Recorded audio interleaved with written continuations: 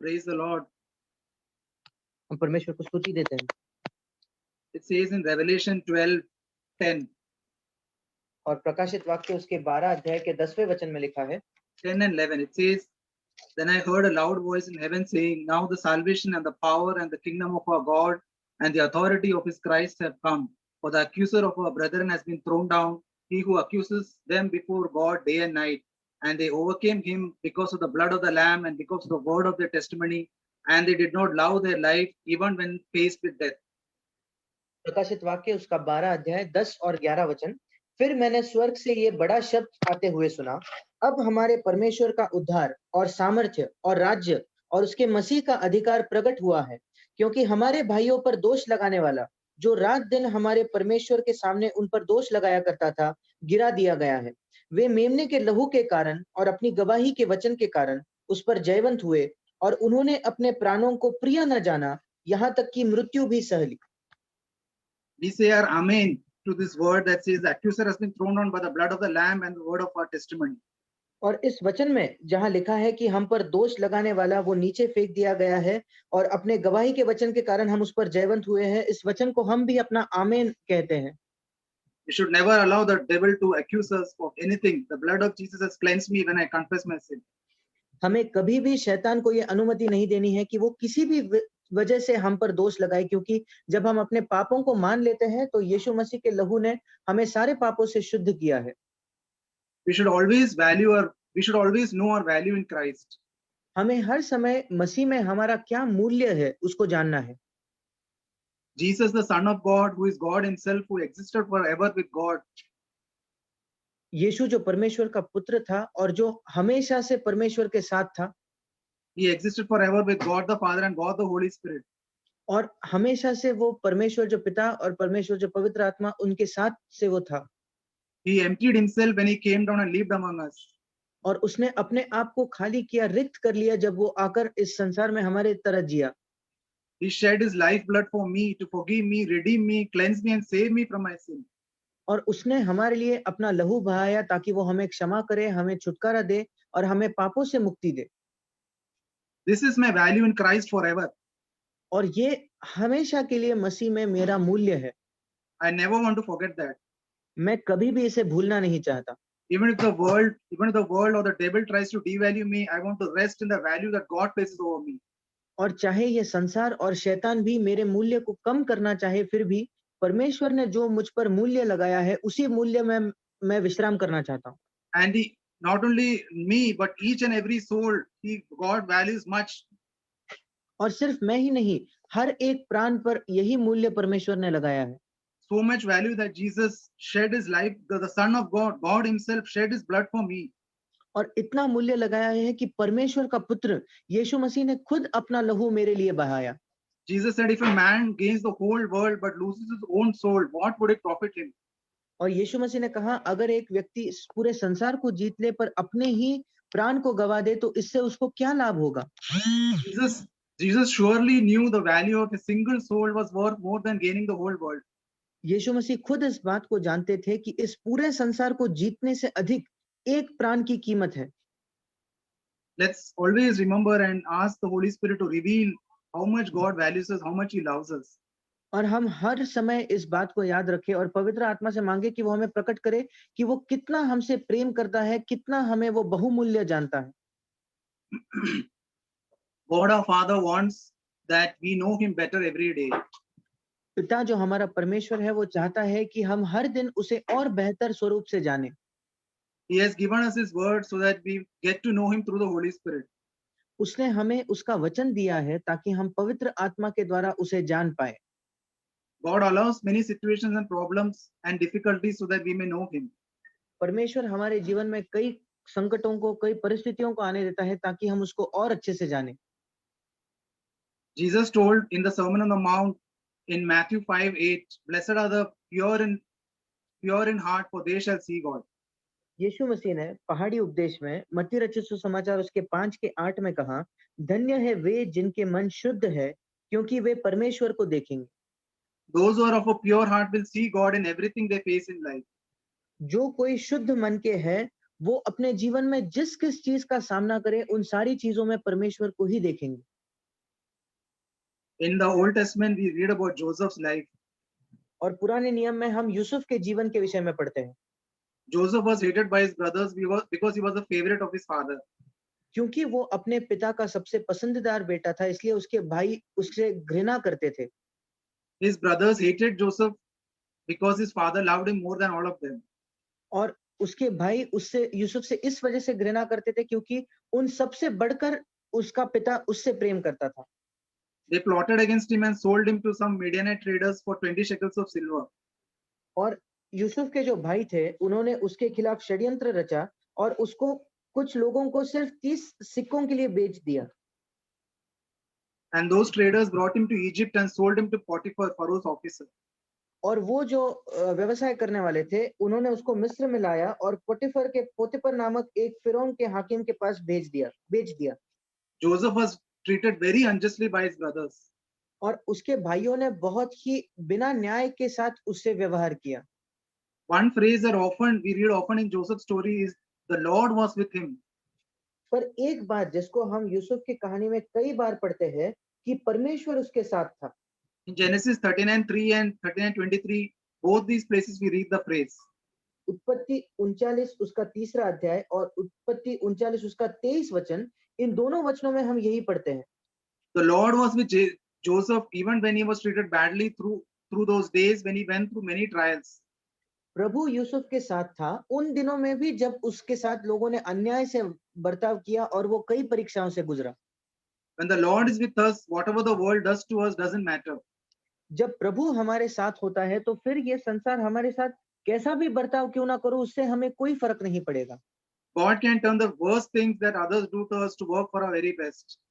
और परमेश्वर ऐसा कर सकता है कि जो सबसे बुरी बातें लोग हमारे खिलाफ करें उनमें से भी वो भलाई को उत्पन्न कर सकता है। In Genesis 39:5, we read, the Lord blessed the Egyptians Potiphar's house on account of Joseph.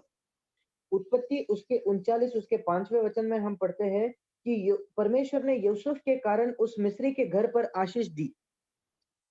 The Lord's blessing was upon all that he owned in the house and in the field, it reads. और उस मिस्री के घर में जो था, मैदान में जो था, जो कुछ था, सब पर यहोवा की आशीष थी। We see that Joseph finally became the ruler in Egypt. और हम अंत में देखते हैं कि मिस्र देश का शासक और अधिकारी यूसुफ बन गया। And then his brothers came to visit him because there was famine in the land of Canaan. और फिर यूसुफ के भाई उससे मिलने आते हैं क्योंकि कनान देश में एक अकाल पड़ा था। He says a statement to his brothers in Genesis 45:5. और यूसुफ अपने भाइयों से एक कथन कहता है उत्पत्ति उसके 45 उसके 5वें वचन में। It reads, now do not be grieved or angry with yourself because you sold me here, for God sent me before you to preserve life. और यूसुफ कहता है अब तुम लोग मत पछताओ और तुमने जो मुझे यहाँ बेच डाला इससे उदास मत हो, क्योंकि परमेश्वर ने तुम्हारे प्राणों को बचाने के लिए मुझे तुम्हारे आगे भेज दिया है। Then again in the 7th verse it reads, God sent me before you to preserve for you a remnant in the earth and to keep you alive by a great deliverance. और 7वें वचन में फिर एक बार लिखा है इसलिए परमेश्वर ने मुझे तुम्हारे आगे इसीलिए भेजा कि तुम पृथ्वी पर जीवित रहो और तुम्हारे प्राणों के बचने से तुम्हारा वंश बढ़े। In verse 8 we read, now therefore it was not you who sent me here but God. और 8वें वचन में हम पढ़ते हैं अब मुझको यहाँ पर भेजने वाले तुम नहीं परमेश्वर ही ठहरा। So it reads 3 times that Joseph says that God sent me here. और हम पढ़ते हैं कि 3 बार यूसुफ कहता है कि परमेश्वर ने मुझे यहाँ भेजा।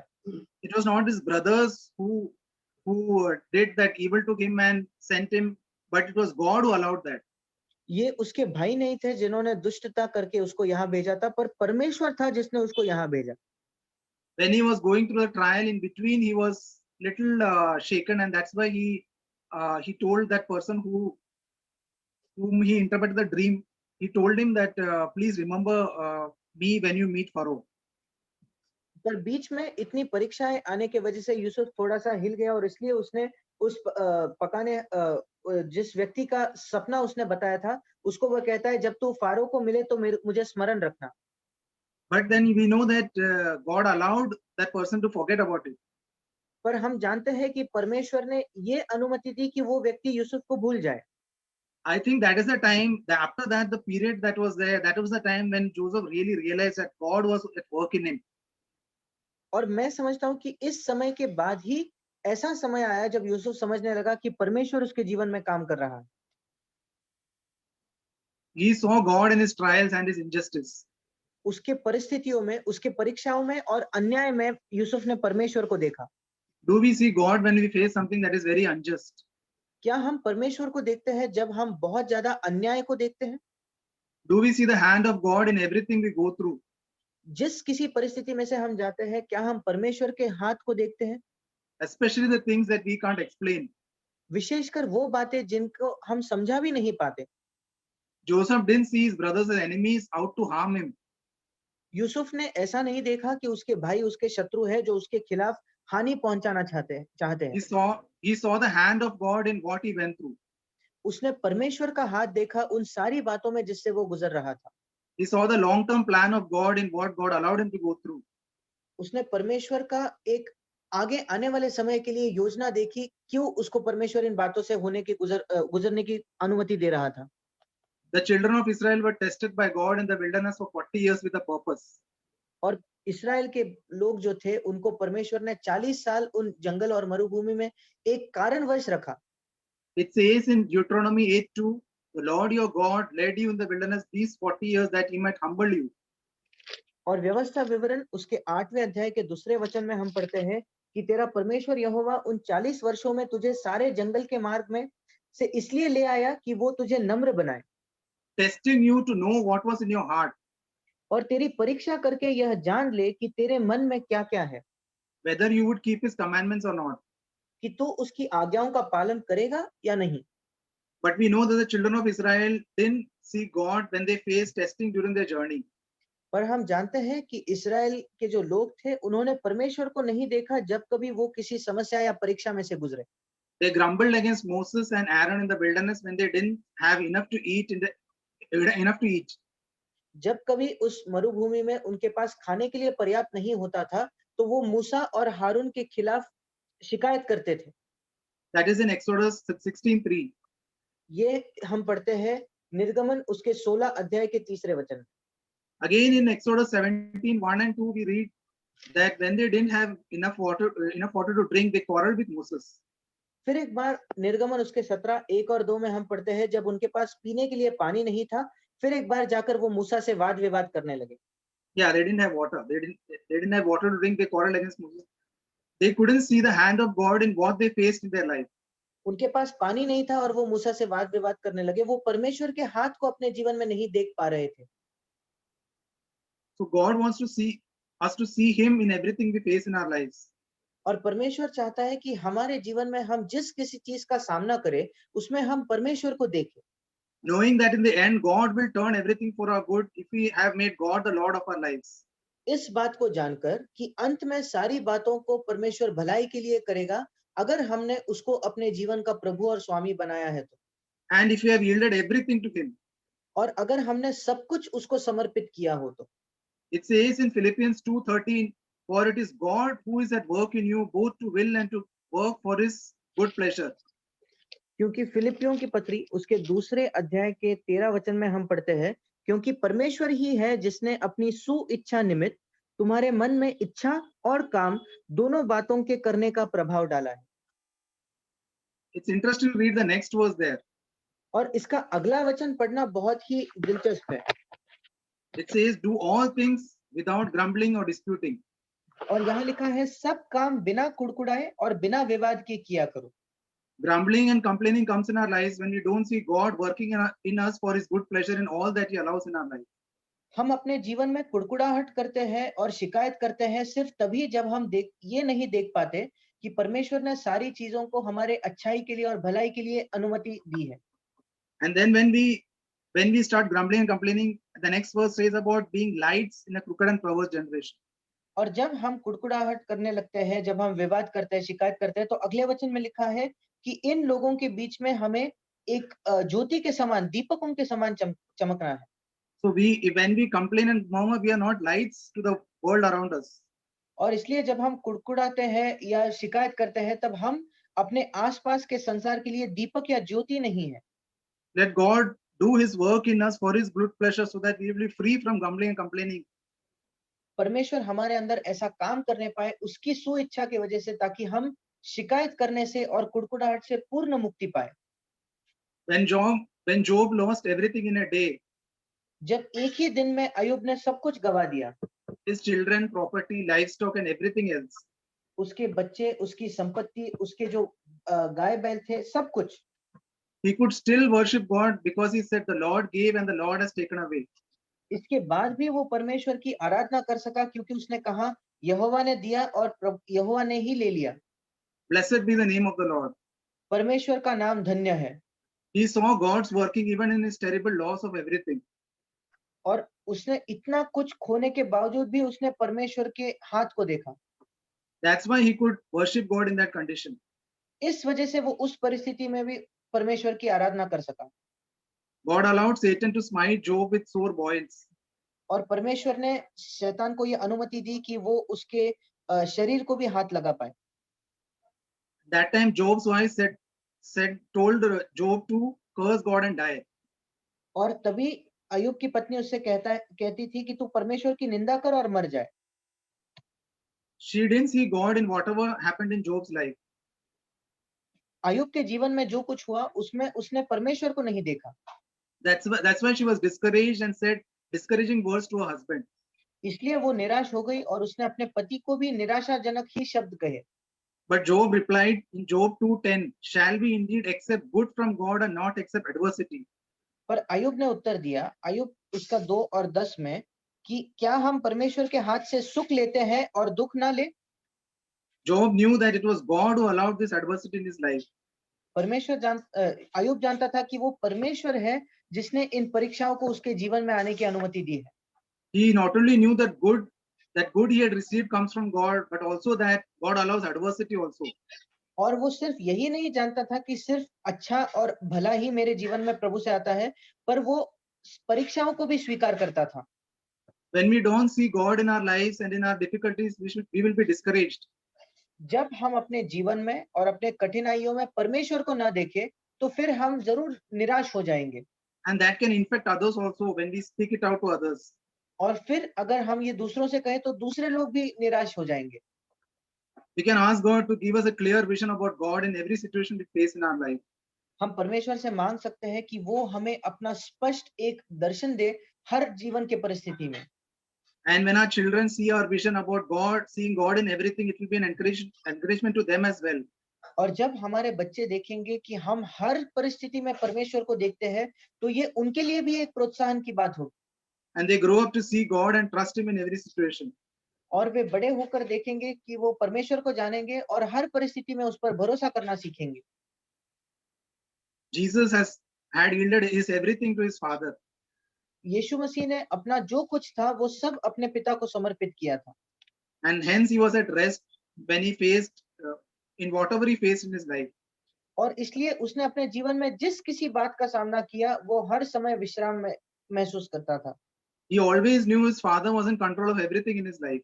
वो हर समय इस बात को जानता था कि उसका पिता उसके जीवन को नियंत्रित करता है। That's why he said every hair of your head is numbered. और इस वजह से उसने कहा कि तुम्हारे सिर का हर एक बाल की गिनती की हुई है। Not one of them will fall to the ground without our heavenly Father's knowledge. और हमारे स्वर्गीय पिता के जानकारी के बजाय एक बाल भी गिर नहीं सकता। We see often in the Gospels this phrase, this was to fulfill what was spoken earlier through a prophet. और हम सुसमाचारों में कई बार ये पढ़ते हैं कि ये इस वजह से हुआ ताकि जो भविष्यवक्ताओं ने कहा था ये पूरा हो। Everything in Jesus' life was already prophesied and it happened exactly like that. यीशु मसीह के जीवन में जो कुछ था वो पहले से ही उसकी भविष्यवाणी हो गई थी और वो बिल्कुल वैसे ही हुआ। Jesus' life was completely planned by the Father. यीशु मसीह के जीवन का पूरा नियोजन, पूरी योजना पहले से ही पिता ने कर ली थी। Do we think we have a lesser calling or a lesser plan? क्या हम सोचते हैं हमारी बुलाहट उससे कम है या हमारे लिए परमेश्वर की योजना उससे कम है? God the Father loves us just as he loved Jesus. परमेश्वर पिता हमसे उतना ही प्रेम करता है जितना वो यीशु मसीह से करता था। And he has a plan for our life as well. और उसकी हमारे जीवन के लिए एक योजना भी है। It says in 1 John 4:17, as Jesus is, so are we in this world. और पहला यूहन्ना उसका 4 उसके 17 वचन में लिखा है कि जैसे वो इस संसार में था वैसे हम भी है। God has planned everything beforehand for us. हमारे लिए भी परमेश्वर ने पहले से ही सारी बातों का नियोजन करके रखा है। And it will be fulfilled if we yield ourselves to Him completely. और अगर हम भी पूरे स्वरूप से अपने आप को उसको समर्पित करें तो हमारे जीवन में भी वो जरूर पूरा होगा। And also allow Him to be the Lord of our lives. और अगर हम उसको अपने जीवन का प्रभु और स्वामी होने दे तो We know that when Jesus was born, Herod asked for killing all the male children in Bethlehem. हम जानते हैं कि जब यीशु मसीह का जन्म हुआ तो हेरोद राजा ने कहा कि बेथलेहम के सारे बच्चों को मार दिया जाए। But he couldn't touch Jesus as God had already planned to keep him safe. पर वो यीशु मसीह को छू तक ना सका क्योंकि परमेश्वर ने पहले से ही यह योजना बनाई थी कि वो यीशु को सुरक्षित रखेगा। No one can touch us before God's time if we are in His will all the time. अगर हम हर समय परमेश्वर की इच्छा में जिए तो हमारे समय से पहले कोई भी हमें छू ना पाएगा। We can see God in everything we face in our life. हम जिस किसी परिस्थिति का सामना करते हैं उन सारी परिस्थितियों में हम परमेश्वर को देख सकेंगे। We can see God in our delay in answer to our prayer. और जब हमारे प्रार्थनाओं के उत्तर में देरी हो जाती है, समय लगता है, उसमें भी हम परमेश्वर को देखेंगे। Delay in getting a marriage partner, जब एक जीवन साथी के तलाश में देर लग जाती है, in getting a job or losing a job. एक नौकरी लगने में हमें अगर विलंब होता है, अगर हमारी नौकरी चले जाती है तो We know that God will provide everything that we need even when we face difficulties. हम जानेंगे कि प्रभु हमारी सारी जरूरतों को पूरा करेगा। जब हम कठिनाइयों से जाते हैं तब भी, We will see God at work even when someone is trying to harm us. और जब कोई हमें हानि पहुंचाने की कोशिश करता है तब भी हम परमेश्वर के काम को देख पाएंगे। We see in John 18:10 और यूहन्ना 18 उसके 10 में हम देखते हैं about Simon Peter cutting the high priest's slave right ear. और शमौन पतरस जो है वो महायाजक के दास का कान काट देता है। Jesus' response was very good there. और वहां यीशु मसीह ने बहुत ही अच्छा उत्तर दिया। He told Peter, put the sword into the sheath. The cup which the Father has given me, shall I not drink it? और यीशु ने पतरस से कहा, अपनी तलवार म्यान में रख, जो कटोरा पिता ने मुझे दिया है, क्या मैं उसे न पीऊं? Peter saw an enemy in Judas and wanted to take revenge. और पतरस ने यहूदा में एक शत्रु देखा और इसलिए वो बदला लेना चाहता था। Sorry, not Judas. Yeah. So, but Jesus saw something else. पर यीशु मसीह ने कोई और ही बात देखी। He saw something beyond that. उसने उससे भी बढ़कर, उससे आगे जाकर कोई बात को देखा। He saw Judas and the others who came to capture him as a cup which his father has given him. उसने देखा कि यहूदा और जो भी उसे पकड़ने के लिए आए हैं, ये सारे एक कटोरा है जिसको पिता ने उसे दिया है। Can we see the difficult boss, difficult circumstances, or anyone whom God has allowed in our lives as a cup which the Father has given us? क्या हम एक हमारा जो कठिन बॉस है या कठिन परिस्थितियां है या किसी भी व्यक्ति जिसको हमारे जीवन में है, क्या हम उसको एक ऐसा कटोरा मान सकते हैं जो पिता ने हमें दिया है? If we see it like that, we will be glad to drink the cup. अगर हम उसको पिता ने दिया हुआ कटोरा मान के देखें तो हम खुशी-खुशी उस कटोरे को पिएंगे। Otherwise, if we don't see it like that, we will revolt against everything about that our self or our flesh doesn't like. अगर ऐसा नहीं तो जो कुछ हमें पसंद नहीं या हमारे देह को पसंद नहीं, उन बातों के खिलाफ हम विद्रोह करेंगे। Jesus once spoke in Matthew 16:21 about his suffering many things from the elders and chief priests. और एक बार यीशु मसीह ने मत्ती 16:21 में पुरानियों और प्रधान याजकों और शास्त्रियों से कई बातों को दुख उठाने के विषय में कहा। Yeah, and scribes and being killed and being raised on the third day. और मार डालने के विषय में और तीसरे दिन जी उठने के विषय में उसने कहा। Peter rebuked Jesus, it says in 22. और मत्ती 16:22 में लिखा है कि पतरस उसे अलग ले जाकर झिड़कने लगा। But Jesus turned and said to Peter, पर यीशु मसीह मुड़कर पतरस से कहता है, get behind me, Satan, you are a stumbling block to me. हे शैतान, मेरे सामने से दूर हो जा, तू मेरे लिए ठोकर का कारण है। You are not setting your mind on God's interest but man's. तू परमेश्वर की बातों पर नहीं, परंतु मनुष्यों की बातों पर मन लगाता है। Peter's mind was set on keeping Jesus safe. पतरस का मन सिर्फ इसी बात पर लगा था कि वो यीशु मसीह को सुरक्षित रखे And escaping any problems. और किसी भी समस्या से बचकर वो भाग जाए। But Jesus knew that his father had prepared beforehand that he would need to die and be raised up. पर यीशु मसीह जानता था कि उसके पिता ने पहले से ही इस बात को नियोजित किया है कि वो मरे और फिर वो जी उठे। Jesus was more interested in fulfilling his father's interest, his father's will. परमेश्वर की ज्यादा रुचि, ज्यादा दिलचस्पी इस बात में थी कि परमेश्वर की जो उसके जीवन के लिए इच्छा है, उस इच्छा को वो पूरा करे। We all will be faced like Jesus to choose whether to fulfill a father's interest in the different choices that we face. और हम सब भी इसी विकल्प का या इसी चुनाव का सामना करते हैं कि क्या हम पिता ने जो हमारे लिए रखा है उसका सामना करें या ना करें। We can reject God's interest for our lives because of some problems. और परमेश्वर की जो हमारे जीवन के लिए इच्छा है, थोड़ी समस्या बचने के लिए हम उसको नकार सकते हैं, इनकार कर सकते हैं। Even though that would be God's perfect will for us. यद्यपि परमेश्वर के हमारे जीवन के लिए वो सिद्ध इच्छा भी क्यों ना हो। It can be in different choices that we face.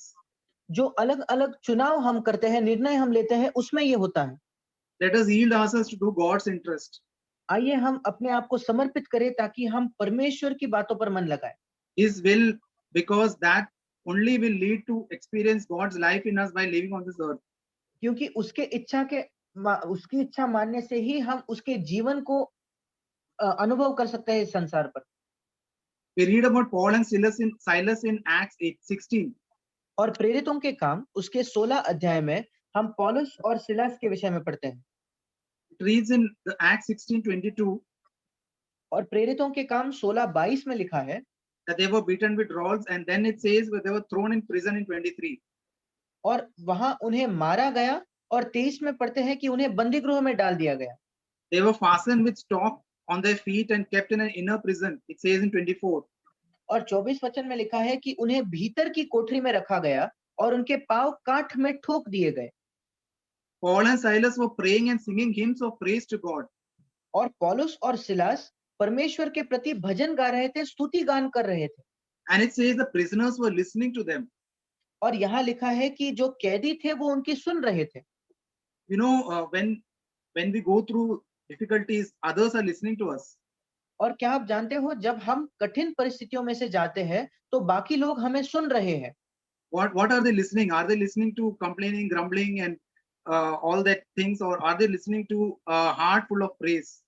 और वो क्या सुनते हैं? क्या वो शिकायत सुनते हैं? क्या वो कुड़कुड़ाहट सुन रहे हैं? क्या वो एक स्तुति से भरे हुए हृदय को सुन रहे हैं? Paul and Silas saw God in their pain and could praise God in that situation. और पौलुस और सिलास ने उनके दर्द में भी परमेश्वर को देखा और इसलिए वे उसकी स्तुति कर रहे थे। They were a good example to the other prisoners who might have been surprised by their reaction. और वे बाकी कैदियों के लिए एक बहुत ही उत्तम उदाहरण थे, क्योंकि दूसरे कैदी इनकी प्रतिक्रिया को देखकर शायद अचंभित रह गए होंगे। Paul and Silas were filled with the Holy Spirit और पौलुस और सिलास पवित्र आत्मा से भरे हुए थे and saw God had allowed this in their lives. और इसलिए परमेश्वर ने उनके जीवन में इसकी अनुमति दी थी। I myself need to learn to rejoice in the Lord, knowing that nothing comes in my life which the Father has not allowed. मैं खुद इस बात को सीखना चाहता हूं कि प्रभु में हर समय आनंद करना, क्योंकि मेरे जीवन में ऐसी कोई भी बात नहीं आती जिसको पिता ने आने की अनुमति न दी हो। In 1 Corinthians 10:13 it reads that God will not allow us to be tempted beyond what we are able. पहला कुरिन्थियों 10:13 में लिखा है कि परमेश्वर हमारे सहने से बाहर कभी भी हमारी परीक्षा न होने देगा। We can be sure that God is faithful. हम इस बात के बारे में आश्वासित हो सकते हैं कि परमेश्वर विश्वास योग्य है। He will provide a way of escape at the right time, just like he did for Paul and Silas at that time. वो बिल्कुल सही समय पर निकास या छुटकारे का एक मार्ग करेगा, जैसे उसने पौलुस और सिलास के लिए भी किया। Paul says in Romans 8:20 that God causes all things to work together for the good of those who love God and to those who are called according to his purpose. पौलुस Romeo 8:28 में कहता है कि परमेश्वर उनके लिए सब बातें मिलकर भलाई ही को उत्पन्न करता है जो उसकी इच्छा के अनुसार बुलाए गए हैं। We see God in different situations of our life, working everything together to make us little more like Christ-like. और हम देखते हैं कि परमेश्वर हमारे जीवन के अलग अलग परिस्थितियों में काम करता है ताकि वो हमें थोड़ा और उसके पुत्र यीशु के जैसे बनाए। And hence we can rejoice even when things don't go our way. और इसलिए जब बातें हम चाहते हैं ऐसे ना होते हुए भी हम आनंद कर सकते हैं। We know and have faith that God will work together everything for my good. If God is my Father and I have made him Lord of my life. और हम जानते हैं और इस बात पर विश्वास कर सकते हैं कि परमेश्वर हमारे लिए सारी बातों में भलाई को उत्पन्न करेगा अगर वो हमारा पिता है और अगर हमने उसको अपने जीवन का प्रभु और स्वामी बनाया हो तो। We will see God's working in our lives in ways we never imagined. हम परमेश्वर के हमारे जीवन में ऐसे प्रकार के काम देखेंगे जिसकी कभी हमने कल्पना भी न की होगी। Then we will be rejoicing in the amazing ways in which God works. फिर हम बहुत ही ज्यादा उसमें आनंद मना पाएंगे जिन कामों को परमेश्वर हमारे जीवन में करता है। The way which never crossed our minds. ऐसी बात जो हमने कभी सोची भी नहीं थी।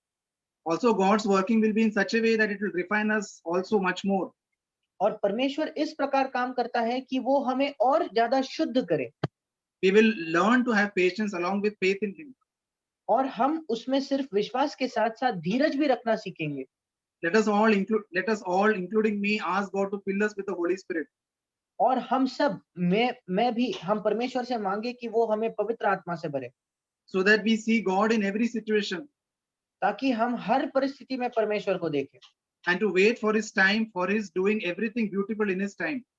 और उसके समय की हम इंतजार करें क्योंकि वो अपने सही समय में सारी बातों को सुंदर करता है। Amen. आमीन। Thank God for what we got today. और मैं परमेश्वर को धन्यवाद देता हूँ जो हमने सुना उसके लिए। See, many things we listen many times, but it all depends what is written on our hearts. और कई बातों को हम कई बार सुनते हैं पर जरूरी ये है कि हमारे हृदयों में क्या लिखा गया है। You go read Deuteronomy chapter 29. और व्यवस्था विवरण उसका 29 अध्याय and verse number 2. और उसका दूसरा वचन। Moses says over here, like Israelites, he says, "You have seen all that the Lord did in Egypt to Pharaoh, to all his officials, to all his lands. With your own eyes, you saw those great trials, those signs and great wonders." और मूसा इस्राएलियों को बुलाकर कहता है, जो कुछ यहोवा ने मिस्र देश में तुम्हारे देखते फिरौन और उसके सब कर्मचारियों और उसके सारे देश से किया वो तुमने देखा है। But when you see read the verse number 4, it says, "But to this day, the Lord has not given you a mind that understands, or eyes that see, or ears that hear." और चौथे वचन में वो ये भी कहता है, परंतु यहोवा ने आज तक तुमको न तो समझने की बुद्धि और न देखने की आंखें और न सुनने के कान दिए हैं। I was reading this verse, but very surprised. Like these people were really slaves in Egypt, and God brought them out. They saw all the things that God did. The miracles that happened, even the parting of the Red Sea, everything they saw, and still, when it comes to a point where Moses tells them that God didn't give you a mind to understand, eyes that see and ears that hear. और मैं इस बात को पढ़कर बहुत ही आश्चर्यचकित हुआ कि ये इस्राएली लोग मिस्र देश में गुलाम थे और उनको फारो के हाथ से प्रभु ने छुड़ाया। वो लाल समुद्र को पार करके आए और यहाँ उन्होंने सारी बातों को देखकर भी परमेश्वर कहता है कि उनको ना तो समझने की बुद्धि और ना देखने की आंखें और ना सुनने के कान मिले हैं। This can happen to me in my life right now. और ये आज मेरे जीवन में मेरे साथ भी हो सकता है। I might have come to know the Lord, but I go to a proper church, I listen to good messages, but it come to a point where you can say, God, Santosh, you don't have a mind that understands, you don't have eyes that see, and you don't have ears that hear. और ऐसा हो सकता है कि मैंने प्रभु को जाना है, मैं सही कलीसिया में जाता हूँ, इन सारे वचनों को सुनता हूँ और उसके बाद परमेश्वर मुझसे कहता है कि संतोष, तुम्हारे पास ना समझने की बुद्धि है, ना देखने की आंखें और ना सुनने के कान। Because the thing is, what if you see the sorry, I'll go a little ahead the same chapter. if you read as verse 5 says, during that 40 years that I have led you through the wilderness, your clothes did not wear off, nor did the sandals of your feet. You ate no bread and drank no wine or other fermented drink. I did this so that you might know that I am the Lord. और 5 और 6 वचन में उसी व्यवस्था विवरण 29 उसके 5 और 6 में लिखा है, मैं तो तुमको जंगल में 40 वर्ष लिए फिरा और न तुम्हारे तन पर वस्त्र पुराने हुए और न तेरी जूतियां तेरे पैरों में पुरानी हुई। रोटी जो तुमने नहीं खाने पाए और दाख मधु और मदिरा जो तुम नहीं पीने पाए, वो इसलिए हुआ कि तुम जानो कि मैं यहोवा तुम्हारा परमेश्वर हूँ। If you take this verses, it says like God had set these people apart from other people, and He set them apart. और हम इस वचनों में पढ़ते हैं कि परमेश्वर ने इन लोगों को अपने आप के लिए अलग किया था, बाकी लोगों से उनको Hmm. उसने अलग किया था। If you see that God gave manna from heaven to eat. और हम देखते हैं कि परमेश्वर ने उन्हें मन्ना दिया स्वर्ग से खाने के लिए। There was a cloud on the head in the daytime, and at night, there was light for them to see. और दिन के समय उनके सामने एक मेघ स्तंभ होता था और रात के समय एक अग्नि होती थी जिसकी वजह से वो देख पाए। There was water to even God provided water. Everything was given to them. और उन्हें पानी मिलता था, सारी बातें उनको दी गई थी। And these whole things what God did because He wanted to teach them. He wanted to discipline their lives. और ये सारी बातें प्रभु ने इस वजह से की ताकि परमेश्वर उन्हें सिखाना चाहता था। And still 40 years they were grumbling, complaining, murmuring about और other things. और इसके बाद भी 40 वर्ष तक वो कुड़कुड़ाते थे, वो शिकायत करते थे और सारी बातों में वो कुड़कुड़ाते थे। 40 years they were moving around the promised land. If you see the old maps and you see go through it, they were roaming around and around the promised land. और 40 साल तक वो जो उनको प्रतिज्ञा की जो भूमि थी, उस भूमि के इर्द-गिर्द वो फिर रहे थे। Same way, we God has also has plans for us. He has promised there certain plans that He has kept for us, certain things that we have to do. But और I see that. Yeah, sorry. और वैसे ही परमेश्वर की भी हमारे लिए योजनाएं हैं। परमेश्वर ने भी हमें कुछ प्रतिज्ञाएं दी है और कुछ चीजें हैं जो परमेश्वर चाहता है कि हम करें। He has also set us apart. और उसने भी हमें अलग कर रखा है। He provides everything to us. The manna, the word of life that we get, His word, He provides us every day. और उसने हमें सारी बातें दी है। ये मन्ना जो जीवित वचन है जो हमारे पास है, वो हमें हर दिन देता है। This words of life that keep us alive. और ये परमेश्वर के जीवित वचन जो हमें जीवित रखते हैं। He's always there to comfort us. और वो हर समय हमारा सांत्वना करने के लिए होता है। He has given us the Holy Spirit to guide us. उसने हमें पवित्र आत्मा दिया है जो हमारा मार्गदर्शन करता हो।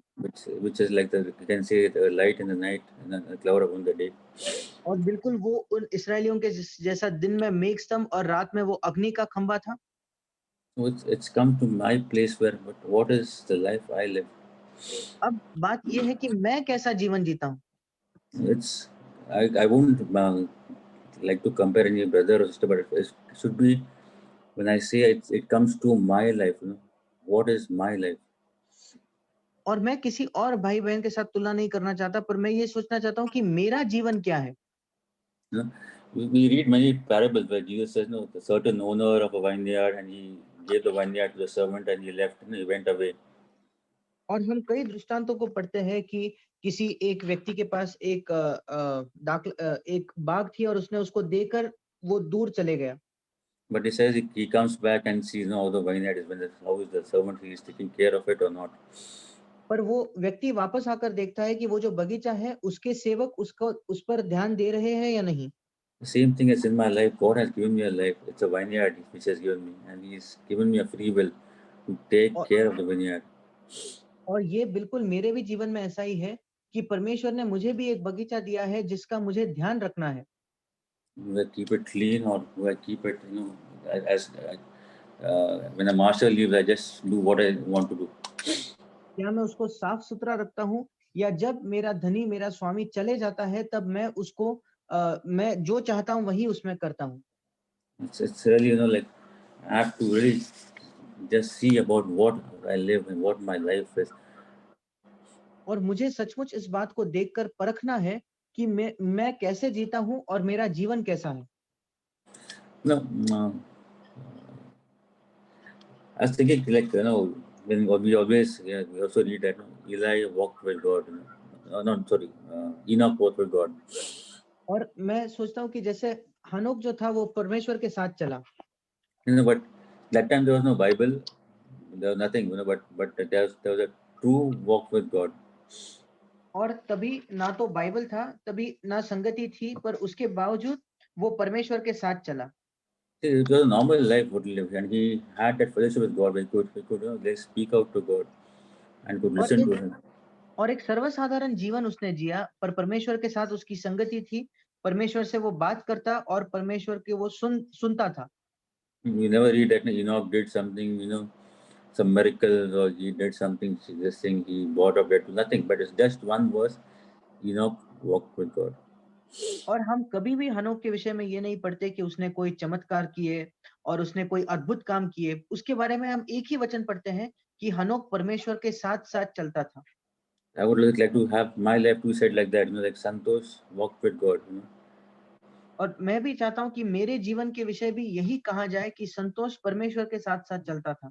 It doesn't say that Santosh did something or Santosh was something or he shared something about certain things or did something, but only one thing, like he walked with God. और मेरे जीवन के विषय में ये ना कहा जाए कि संतोष ने ये किया, वो किया या उसने ये बाँटा, बस सिर्फ एक ही बात कही जाए कि संतोष परमेश्वर के साथ चलता था। Because that is my personal relationship with God, where I surrender my life totally to Him.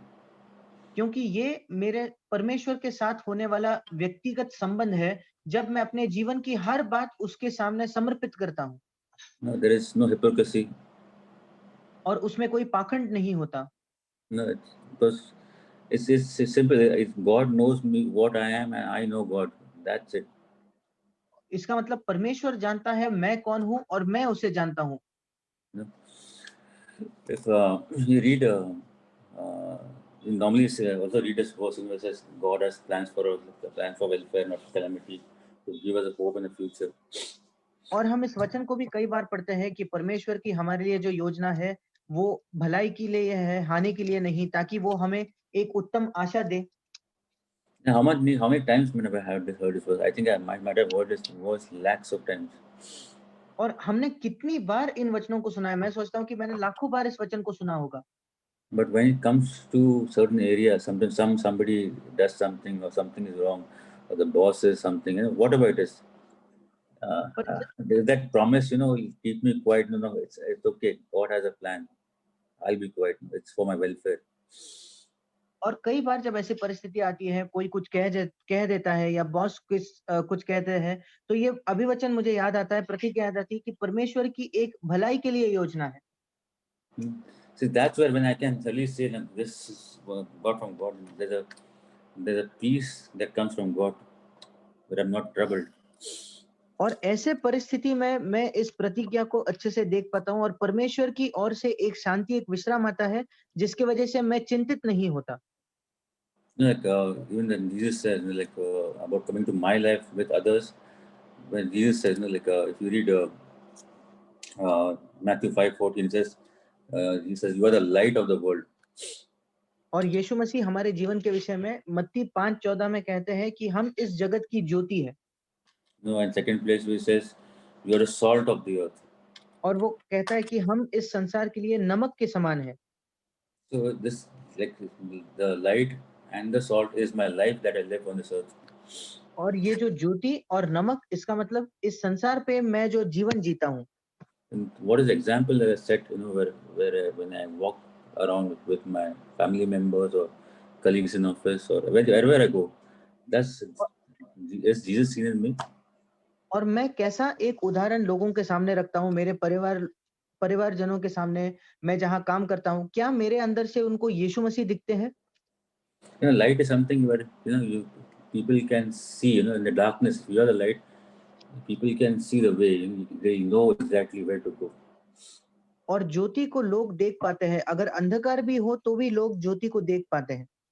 You can see around. Otherwise, if there's no light, there's darkness. It's 100% going to stumble and fall somewhere, but you don't know where you're going. और अगर ज्योति ना हो, अंधेरा होता है तो हम देख नहीं पाते और हम चलते चलते हमें ठोकर लगकर हम गिर सकते हैं। God says, "You are the light." Means I'm the way. Like what life I live, I'm showing it to others.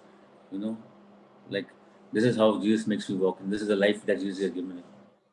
और परमेश्वर कहता है कि हम ज्योति हैं तो हमें ऐसा जीवन जीना है ताकि और लोग हमको देख सके और हम कह सके कि यीशु ऐसा जीता था। And the second thing is, if it says the salt of the earth, the salt is something where you have to add to every food. There's no salt, sometimes feel like the food is tasteless. और यीशु मसीह कहते हैं कि हम इस पृथ्वी के लिए नमक है और हम देखते हैं कि नमक हमें हर बार खाने में डालना ही होता है। अगर नमक नहीं होता तो हमें लगता है कि उस खाने में कोई स्वाद ही नहीं है। And so, thinking like God, you have that plans from us that help me to be that salt and help me to be that light. और परमेश्वर हमारी सहायता करे कि हम उसकी योजनाओं को देखें और वो हमें ज्योति बनने में सहायता करे और नमक बनने में हमारी सहायता करे। There's one life that is given him, the sacrifice that he has given us. God, I want to really thank you and praise you, and really want to be have a gratitude in my life for that things you have done for me.